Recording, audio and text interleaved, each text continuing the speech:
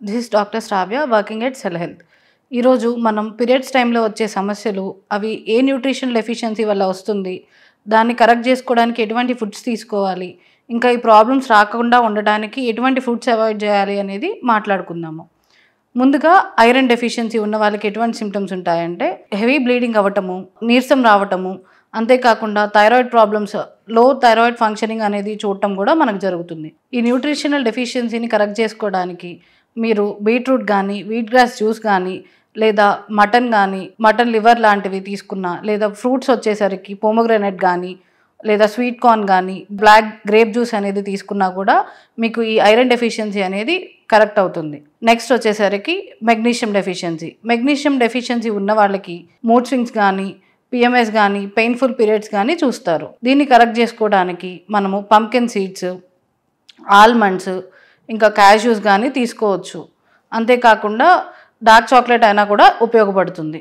Zinc డెఫిషియన్సీని correct చేసుకోవడానికి మనము shell fish లాంటివి తీసుకోవచ్చు. షెల్ ఫిష్ అంటే ఏంటంటే క్రాబ్స్ కానీ, పీతలు లేదా రొయ్యలు కానీ, ష్రింప్ కానీ ఇట్లాంటి తీసుకుంటే జింక్ నాన్ వెజిటేరియన్స్ ఇవి. ఇంకా వెజిటేరియన్స్ వచ్చేసరికి పంకిన్ సీడ్స్ కానీ, క్యాష్యూస్ కానీ తీసుకోవచ్చు. ఇంకా వైటమిన్ డి డెఫిషియన్సీ ఉన్న వాళ్ళకి ఏంటంటే హార్మోన్ ఇంబ్యాలెన్స్ కానీ, ఇర్రెగ్యులర్ పీరియడ్స్ కానీ, అంటే పీరియడ్స్ డిలే అవ్వటం కానీ, లేదా ఎండోమెట్రోసిస్ కండిషన్ డెవలప్ అయ్యే ఛాన్సెస్ కూడా ఉంటాయి. ఈ వైటమిన్ డి డెఫిషియన్సీని కరెక్ట్ చేసుకోవడానికి ప్రాపర్గా మనము సన్లైట్లో ఎక్స్పోజ్ అవ్వటము, సన్లైట్ నుంచి మనకి వైటమిన్ డి సోర్స్ అనేది వస్తుంది, ఇది అందరికీ తెలుసు.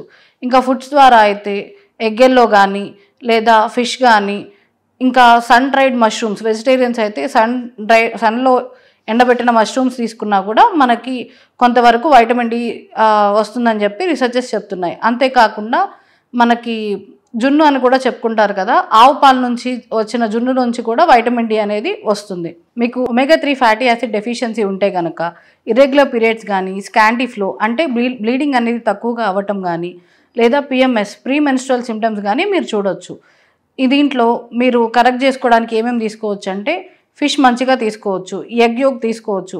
అంతేకాకుండా వెజిటేరియన్స్ అయితే కనుక ఫ్లాక్ సీడ్స్ కానీ, చియా సీడ్స్ కానీ, సెసిమే సీడ్స్ కానీ ఇవి తీసుకుంటే ఒమేగా-3 ఫ్యాటీ యాసిడ్స్ అనేవి అందుతాయి. ఇంకా ఈ ప్రీమెన్స్ట్రువల్ డిజార్డర్స్ కానీ, ప్రీమెన్స్ట్రువల్ సిమ్టమ్స్ కానీ, లేదా పీరియడ్స్ టైంలో వచ్చే పెయిన్స్ కానీ ఇట్లాంటివి రాకుండా ఉండాలి అంటే ఎటువంటి ఫుడ్స్ అవాయిడ్ చేయాలి అంటే పీరియడ్స్ టైంలో ఫస్ట్ వచ్చేసి కాఫీ తాగడం వల్ల మనకి దాంట్లో ఉండే కెఫిన్ వల్ల మనం డీహైడ్రేట్ అయ్యి మన బాడీలో హైడ్రేషన్ తగ్గుతుంది. అంతేకాకుండా మనకి యాంగ్జైటీ, స్ట్రెస్ లాంటివి కూడా డెవలప్ అవుతాయి. ఇంకా సెకండ్ వచ్చేసరికి స్వీట్ ఫుడ్స్ అంటే ప్రాసెస్డ్ ఫుడ్స్ కానీ, షుగర్ ఎక్సెస్గా ఉన్న ఫుడ్స్ కానీ అవాయిడ్ చేయాలి. దీనివల్ల బాడీలో ఇన్ఫ్లమేషన్ అనేది ఎక్కువగా పెరుగుతుంది. ఇంకా నెక్స్ట్ వచ్చేసరికి విగరస్ ఎక్సర్సైజెస్ అనేది మోడరేట్గా చేసుకోవాలి. విగరస్గా చేసుకున్నప్పుడు ఎవరికైతే కొంచెం పీరియడ్ పెయిన్స్ ఉంటాయో వాళ్ళకి ఇంక్రీజ్ అయ్యే ఛాన్సెస్ ఉంటాయి. సో మోడరేట్గా ఎక్సర్సైజ్ అనేది చేసుకోవాలి. విగరస్ ఎక్సర్సైజ్ కానీ, అలసిపోయేలాగా కానీ ఎక్సర్సైజెస్ అనేది మనం చేయకూడదు. ఇంకా ఆల్కహాల్ లాంటివి కూడా తీసుకోకూడదు. ఆల్కహాల్ తీసుకున్నప్పుడు కూడా బాడీ అనేది డీహైడ్రేట్ అయ్యి హెడేక్ లాంటిది డెవలప్ అవడం కూడా జరుగుతుంది. అంటే హెడేక్ ప్రాబ్లం కూడా రావచ్చు. కొంతమందికి లాక్టోజ్ ఉన్న ఫుడ్స్ అంటే మిల్క్ ప్రొడక్ట్స్ తీసుకున్నప్పుడు కూడా బ్లోటింగ్ కానీ, యాక్నే కానీ, లేదా డైజెస్టివ్ ఇష్యూస్ కానీ వచ్చే అవకాశం ఉంటుంది. ఒకవేళ మీరు లాక్టోజ్ ఫుడ్స్ తీసుకుంటుంటే అంటే డైరీ ప్రొడక్ట్స్ తీసుకుంటున్నప్పుడు మీకు ఈ ప్రాబ్లమ్స్ ఫేస్ చేస్తే ఇవి కూడా అవాయిడ్ చేయాల్సి ఉంటుంది.